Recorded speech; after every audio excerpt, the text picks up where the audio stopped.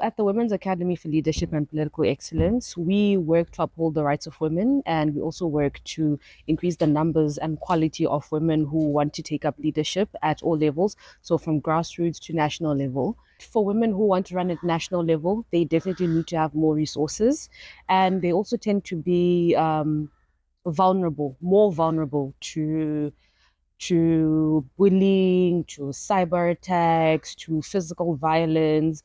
They tend to be more targeted, whereas at community level, it's less pronounced. It's there, but it's definitely less pronounced. And also at local level, it's slightly easier for them to get in, especially if they have the support of the community.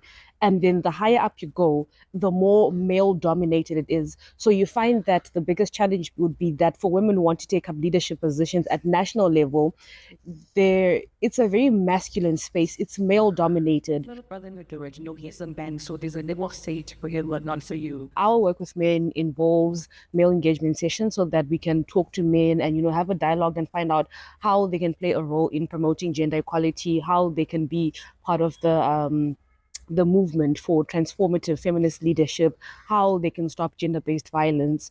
And also we feel that women make up 52% of the country's population. They also make up more than half of the electorate, but they are severely underrepresented. So our core mandate is to then, rectify that imbalance. From the work that we do, we have a lot of women who are interested in politics despite everything that goes on. But then it comes back to the issue of the political environment, which is characterized by violence. That's number one. Then there's also the issue of, I don't know if you were looking at our elections last year, but we had really high nomination fees.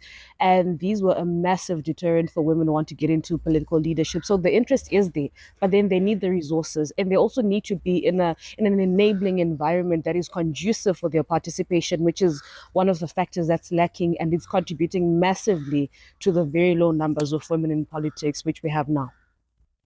At one point, I wanted to be a counselor. I seriously thought about getting into politics because I was very concerned with, the lack of service delivery. And I was having a conversation with my mom, well, the whole family really over dinner. And then I was talking to her about it, asking how it goes, who the current counselor is, etc., etc. I just come back from college, so I didn't really know what was going on in the neighborhood.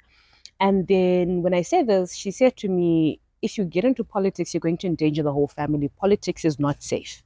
So why don't you rather just focus on what you studied and get a job, which might be safer for you? But then if your brother wanted to get into politics, it might be easier because he's a man.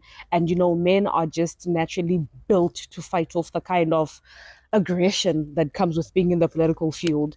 And with my family knowing my passion for women's rights, for women empowerment, women advancement, I felt that it deserves a deeper look.